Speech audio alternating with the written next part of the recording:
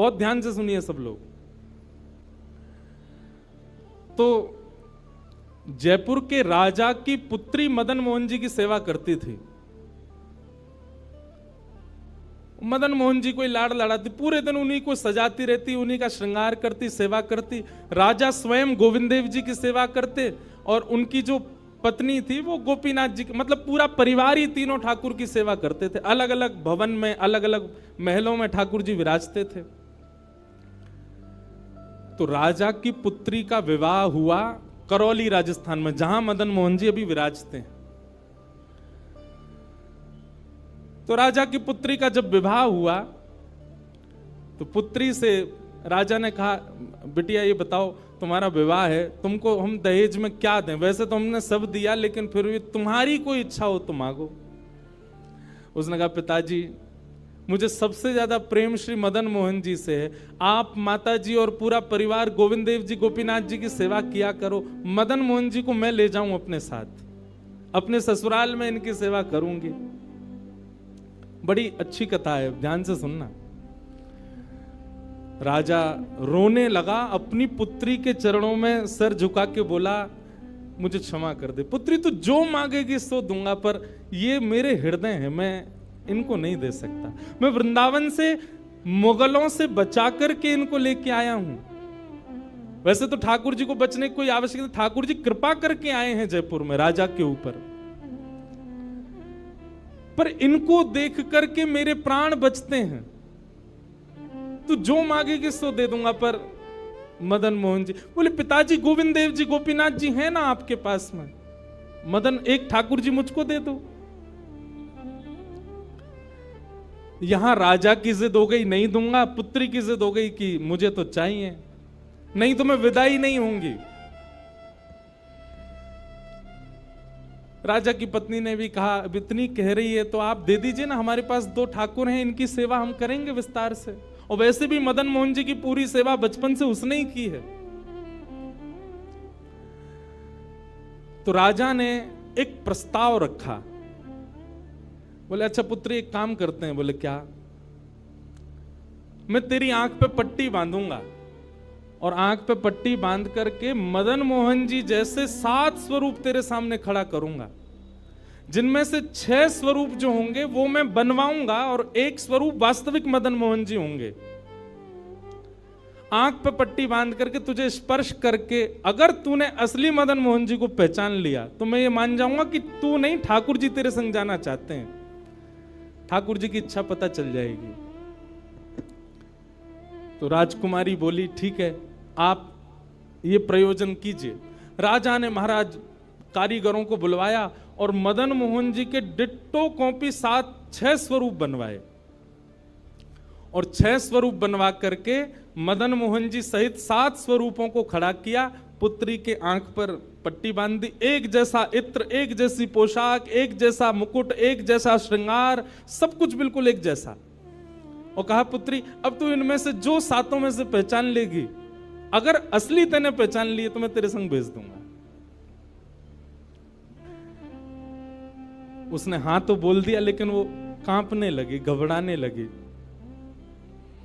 जैसे ही उसने नेत्रबंद किए तो कथा ऐसी है कि वो रात्रि में जब सोई, अगले दिन परीक्षण होना था, तो रात्रि में जब सोई तो बहुत रोई और ठाकुर जी से कहने लगी, नाथ मैं आपसे बहुत प्रेम करती हूं, मैं आपके बगैर नहीं रह सकती, पर मेरे पिताजी की बहुत जिद है।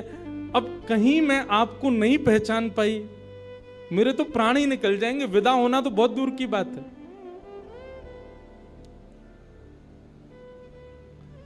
रुदन करते करते करते करते, बंधुओं एक मेरी बात बहुत ध्यान से सुनिएगा, कभी ठाकुर जी के विरह में यदि आपके अश्रु नहीं आए हैं ना, तो अभी आप भक्ति के भाव से बहुत दूर हो।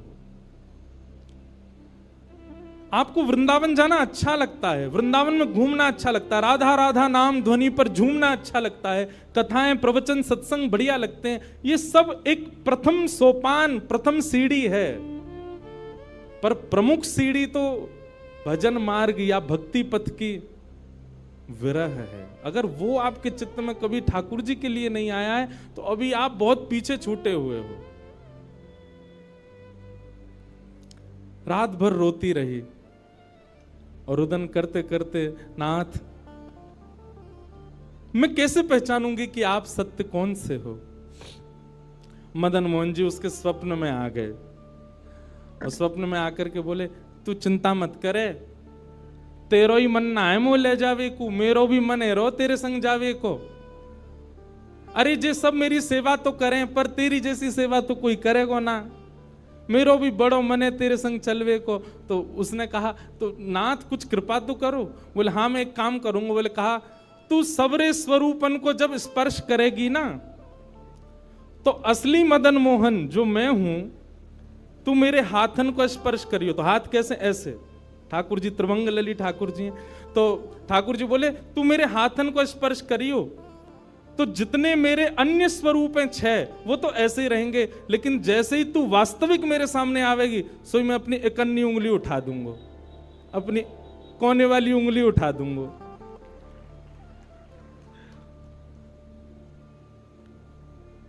ठाकुर जी कितना प्रेम करते हैं अपने भक्त से। ठाकुर जी बोले मैं अपनी इकन्नी उंगली उठा दूंगा और तू स्पर्श करती करती मेरी जैसे इकन्नी उंगली उठे, वाकू पकड़ लियो और तुरंत पिताजी से कह दियो, जय रे मदन मोहन जी, मैं चल दूंगा तेरे संग। अब तो दूसरे दिन वो पिताजी के पास गए, पिताजी जल्दी करिए, कब चलना है, कब? बोले तुझे तो इतना विश्वास है जैसे तू वास्तविक में मदन मोहन जी को ले ही जाएगी, लेकिन बिटिया तू भी याद रखियो, मैंने ऐसे स्वरूप बनवाए हैं कि कोई बता ही नहीं सकता कि असली मदन मोहन कौन से। बोले पिताजी आप सन्मुख पधराओ। तो महाराज भीड़ लग गई देखने वालों की, पूरा राजभवन इकट्ठा हो गया जयपुर का। 7 स्वरूप विराजमान हुए।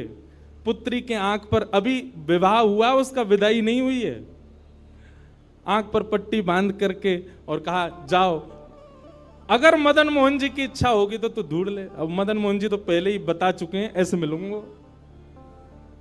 जैसे मानो टीचर पहले ही एग्जाम पेपर लीक कर दे, ये क्वेश्चन आने वाले, तैयार कर आना। उसने जाकर के जैसे स्वरूप स्पर्श करने प्रारंभ किए, पहला बोले ये नहीं है, दूसरा स्पर्श किया, ये भी नहीं है। ठाकुर जी खड़े थे 5वीं पंक्ति में, 5वें वाले थे। तीसरे स्पर्श किए, बोले ये भी नहीं है। चौथे किए, बोले ये भी नहीं है। जैसे ही 5वें का स्पर्श किया और मुखमंडल का स्पर्श किया, गले का स्पर्श किया, वक्ष का स्पर्श कर, जैसे ही ठाकुर जी की भुजा पकड़ी, सो ठाकुर जी ने अपनी इकन्नी उंगली हिला दी।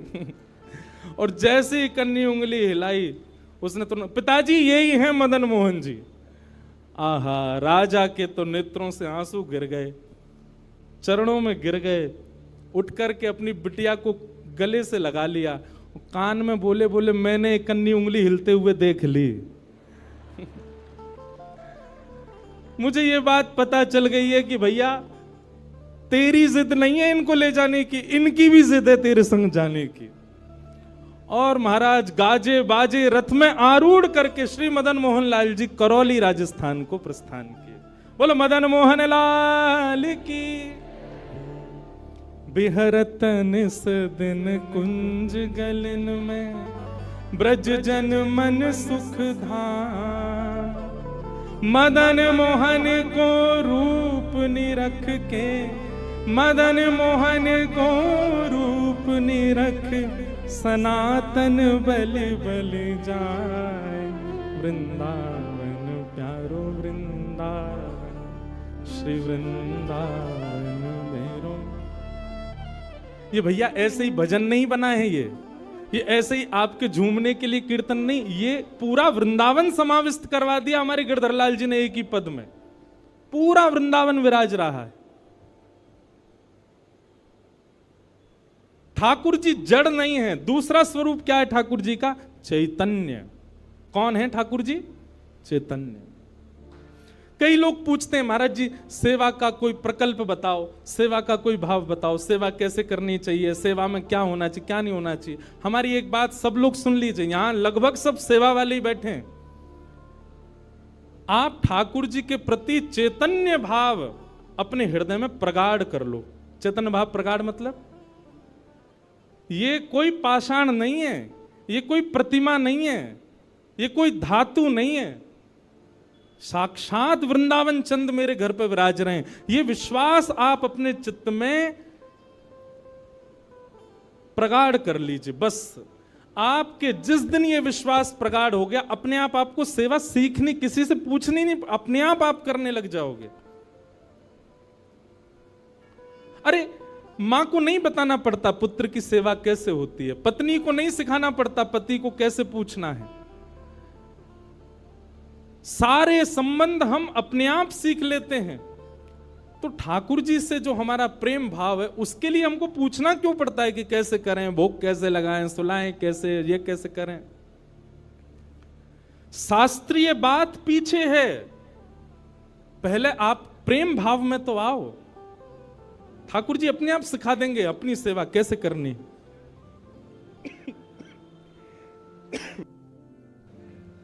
प्रेम भाव, उनके प्रति पाषाण की बुद्धि मत रखो, चैतन्य भाव रखो। जैसे आपके चित्त में चैतन्य भाव आया कि ये तो चलते फिरते उठते बैठते सब करते हैं, केवल मेरे सामने ऐसे खड़े हो जाते हैं मूर्तिमंत होकर के, मानो ये ठाकुर जी मुझसे कह रहे हैं कि तू अपनो इतनो प्रेम मोह को प्रदान कर कि मैं चलन लगूं, मैं फिरन लगूं। सब लोग एक बात याद रखिएगा,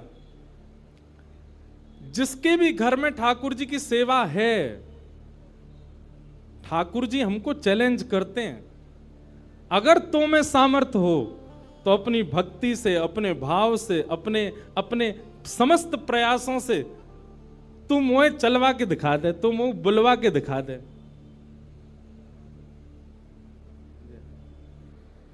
बोलो गंगा मैया की जय।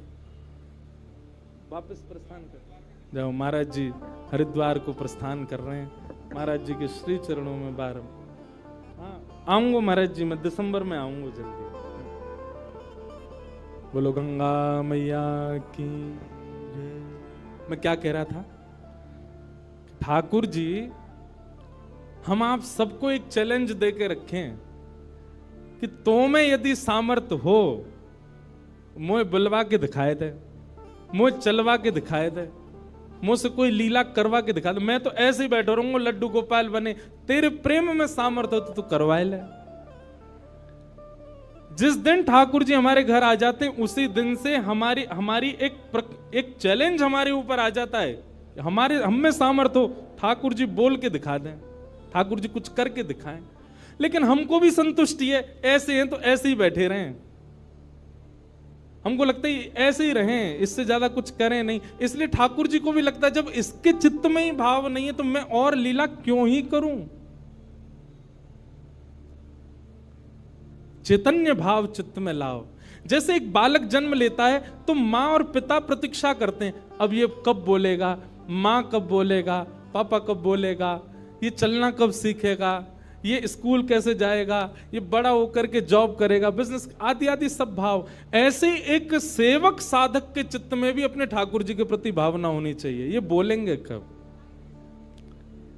हम एक बधाई गाते हैं ना नंदोत्सव में, उस बधाई में एक पंक्ति गाते हैं, धन्य घड़ी जब होए यशोदा मैया कह के बोले, नूपुर बांध दो चरणन में घुट मन डोले, नूपुर बांध दो चरणन में घुट मन डोले, पकड़े बाबा की उंगरिया तेरो ललना जुग जुग जीवेरी यशोदा मैया तेरो ललना। स्वामी जी हरिदास जी जब सेवा करते थे ना, तो ठाकुर जी बिहारी जी ऐसे ही नहीं रहते थे जैसे हमको दिख रहे हैं। स्वामी जी जैसे ही कपाट करते थे, सोई बिहारी जी बैठ जाते थे, बंसी वंसी सब नीचे करके हाथ सीधे कर लेते। मैं तो हार गयो पूरे दिन खड़े खड़े। स्वामी जी तुम बार बार पर्दा करते रहे करो, इसीलिए बिहारी जी में बार बार पर्दा आता। क्यों? ठाकुर जी उतनी देर बैठ लेते हैं, क्यों? खड़े खड़े थक गए। बहुत भाव है पर्दा के, पर एक भाव यह भी है। तो स्वामी जी को अनुभव होता है, तो इसका मतलब क्या है? ठाकुर जी लीला करते हैं, पर अब क्यों नहीं कर रहे? हमारे भीतर स्वामी जी जैसा भाव नहीं है। श्री हरिराम व्यास जी के विराज रहे हैं ठाकुर जी बाबा के ठीक पीछे जुगल किशोर जी। मुंह को तो रूप देख के ही पता चल जाए कौन से ठाकुर जी हैं। जुगल किशोर जी, इनके चरित्र में आता है कि एक बार कोई साधक वंशी दे गया, और वंशी देख करके बोला हरिराम व्यास जी जुगल किशोर जी को वंशी पधरा देना, नई सोने की वंशी है। तो आपने श्रृंगार करके जैसे ही वंशी ठाकुर जी के हाथ ऐसे ही रहते हैं, तो वंशी पोली उसमें जैसे ही प्रवेश कराई, ठाकुर जी के हाथ का जो छिद्र है वो छोटा पड़ गया, वंशी बड़ी, लेकिन ज्यादा बड़ी नहीं, नेक बड़ी, नेक। तो व्यास जी ने थोड़ा श्रम किया, थोड़ा जोर लगाया कि वंशी कैसे वो भीतर जाए। तो जैसे ही जोर लगाया ठाकुर जी का हाथ छिल गया और वहां से रक्त निकलने लगा श्री जुगल किशोर जी के। हरिराम व्यास जी ने जैसे ही रक्त देखा मूर्छित होकर गिर पड़े वहीं पर, और जब होश में आए तो अपने पुत्र को सेवा दे दी और कहा मैंने ठाकुर जी को श्रमित कराया है, अब मैं अपने आप को दंड दूंगा। तो क्या दंड दिया? सूर्य उदय से सूर्यास्त तक वृंदावन की परिक्रमा ही लगाते रहते थे, ये दंड दिया उन्होंने खुद को। पहला दिन था दंड का। एक बात सुनिएगा, इन आचार्यों के चरित्र से ना कुछ कुछ सीखा कीजिए। आपकी सेवा में आपसे कोई अपराध बनता है, आपसे कोई गलती हो जाती है, आपसे कोई दोष बन जाता है, तो उसके लिए आप जाकर के पूछते हैं हमसे अपराध हो गया, हम क्या करें? पूछिए मत, स्वयं को अपने आप ही दंड उत्सव मना लीजिए। और दंड उत्सव क्या है? तुरंत वृंदावन जाओ, एक परिक्रमा लगाओ, किसी वैष्णव को प्रसाद पवाओ, ब्रजवासी को कुछ दे करके उनको प्रसन्न करके आओ। यही दंड है वैष्णव अपराध का, भगवत अपराध का। तो श्री हरिराम व्यास जी वृंदावन में भ्रमण करते रहे, परिक्रमा लगाते रहे। परिक्रमा करके रात्रि में जैसे ही लौट करके आए, बहुत सावधानी से सुनो, तो शयन का दर्शन करने जब गए तो शयन के दर्शन में आपने क्या देखा कि जुगल किशोर जी ने स्वर्ण की वंशी धारण कर रखी, वही वंशी जो सुबह वो पधराना चाह रहे थे। उन्होंने अपने पुत्र को बुलाया, पुत्र को बुला के बोले ये वंशी सुबह ठाकुर जी के हाथ में नहीं आ रही थी, अभी कैसे धारण हो गई? बोले पता नहीं पिताजी, आप तो चले गए थे, मैंने वंशी उठा करके धारण कराई, ठाकुर जी ने धारण कर ली। हरिराम व्यास जी ने जैसे ही वंशी निकाल करके देखी तो क्या पाया? ठाकुर जी ने अपना हाथ ही बड़ा कर लिया वंशी धारण करने के लिए, उनके लिए। अब ताली से काम नहीं चले, हमारे ठाकुर जी करते हैं ऐसे? क्यों नहीं करते? और हम संतुष्ट क्यों हो जाते हैं? जैसी सेवा है उससे हमको प्रसन्नता क्यों हो जाती है? नहीं। ये इस बात का प्रमाण है कि कहीं ना कहीं हमारी भक्ति में, हमारे भाव में, हमारे प्रेम में अभी वो स्तर नहीं आया कि ठाकुर जी उसको स्वीकार कर लें। इसलिए भैया सबसे पहली बात भक्ति में, सेवा में सबसे पहला प्रकार, ठाकुर जी को आप चैतन्य मानो। वो जड़ नहीं है, वो पीतल के नहीं है, वो अष्टधातु के नहीं है, वो मार्बल के नहीं है, वो साक्षात ठाकुर जी हैं, वो साक्षात चैतन्य है। उनके प्रति चैतन्य बुद्धि आपने धारण कर ली, अपने आप ठाकुर जी अपने आप लीलाएं कराना प्रारंभ कर देंगे। मुझको राधा रमण कर दो वैसा, मुझको राधा, नित्य की प्रार्थना होनी चाहिए ठाकुर जी से। रटू में तेरा नाम यूं आठों याम, रटू में तेरा यूं आठों याम, रटू में तेरा नाम यूं आठों याम,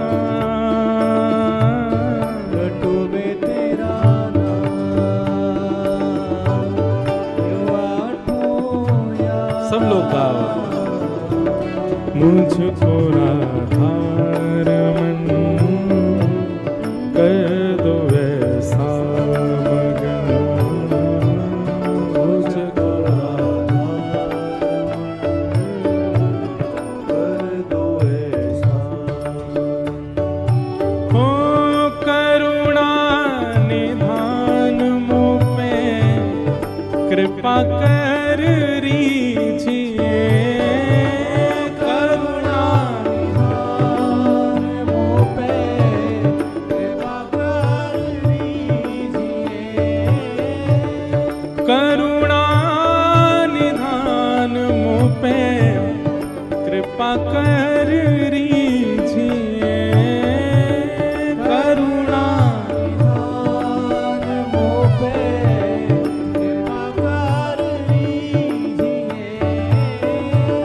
ब्रज में बसा के मोहे सेवा सुख दीजिए, ब्रज में बसा के मोहे सेवा सुख दीजिए। ओ ब्रज में बसा के मोहे सेवा सुख दीजिए, ब्रज में बसा के मोहे सेवा सुख दीजिए। और प्रेम से भर दो मन, गाऊं तेरे भजन, प्रेम से भर दो मन, गाऊं तेरे भजन। ओ रटूं मैं तेरा नाम यूं आठों याम, रटूं मैं तेरा नाम यूं आठों याम, मुझको राधारमण कर दो ऐसा मगन, मुझको राधारमण कर दो ऐसा। श्री राधारमण लाल की। करताल बजा के गाओ।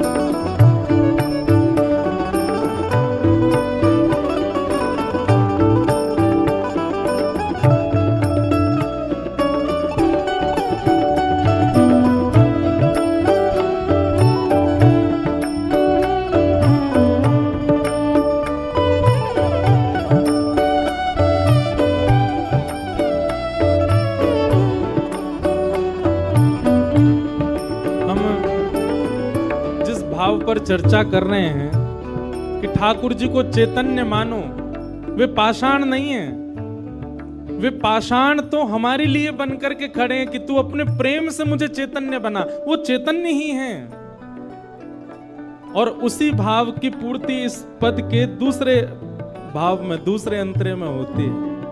भाव से गाओ सब लोग। भाव भरे भूषणों से आपको सजाऊं मैं, भाव भरे भूषणों से आपको सजाऊं मैं, भाव भरे भूषणों से आपको सजाऊं मैं, भाव भरे भूषणों से आपको सजाऊं मैं। और नित नव भोज निज हाथों से पवाऊं मैं,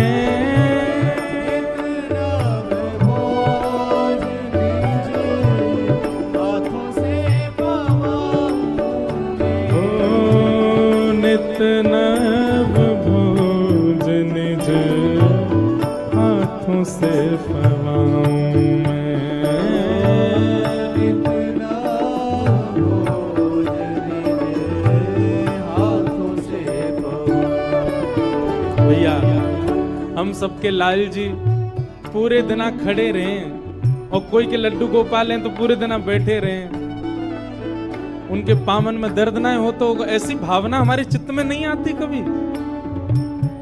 नित्य की सेवा में एक काम किया कीजिए, रोज रात्रि अपने ठाकुर जी के चरण जरूर दबाया कीजिए। सिंथेटिक नहीं पर असली वाला इत्र मंगाइए, थोड़ा महंगा आएगा, मंगवाओ ठाकुर जी की सेवा के लिए, और चरणों में इत्र लगा करके और फिर बड़े धीमे धीमे उंगलियों से। अच्छा एक बात और है, हमारे पुष्टि मार्ग के आचार्य कहते हैं ठाकुर जी की सेवा में अंगूठा का प्रयोग नहीं होना चाहिए। क्यों? कहीं भी जोर लगाना होता है हम अंगूठा का ही प्रयोग करते हैं। ठाकुर जी की सेवा में अगर आप अंगूठा लगाते हो ठाकुर जी को पीड़ा होती होगी, लग जाती होगी, इसलिए उंगलियों से सेवा का ही निधान होना चाहिए। कहीं उठा करके भी रखें तो अंगूठा से ठाकुर जी को बड़े आराम से स्पर्श करना चाहिए। शास्त्र हमारे आचार्य तो ऐसा कहते हैं कि अगर आपने अंगूठा का प्रयोग किया भी है तो श्रृंगार के बाद ठाकुर जी का एक अलग से भोग लगाओ। किस बात का? श्रम भोग। ठाकुर जी आपको दर्द हो गया होगा, हमने अंगूठा से दबाया आपको, इसलिए मंदिरों में श्रम भोग आता है। बेचारो बहुत हमारो ठाकुर वृंदावन को बड़ो हल्को सो नेक में हार जाए, नेक जोर ते सर दबाए दो, हाथ दबाए दो, पाम दबाए, थक जाए इतने में तो श्रम भोग लाओ। नित्य रात्रि में ठाकुर जी को शयन से पहले चरणों में इत्र जरूर सेवा किया करो। श्रृंगार कोई कर जाए, भोग कोई बनावे, पर रात्रि शयन तो सेवक को स्वयं कराने चाहिए। दाबु तुम रे चरण करो जब तुम शयन, दाबु तुम रे चरण करो जब तुम स्वयं, ओ दाबु तुम रे चरण करो जब तुम शयन, दाबु तुम रे चरण करो जब तुम स्वयं। ओ रटू में तेरा नाम यूं आठों याम, रटू में तेरा नाम मैं आठों याम, रटू में तेरा नाम यूं आठों याम, रटू में तेरा नाम मैं भाव से मुझको राधार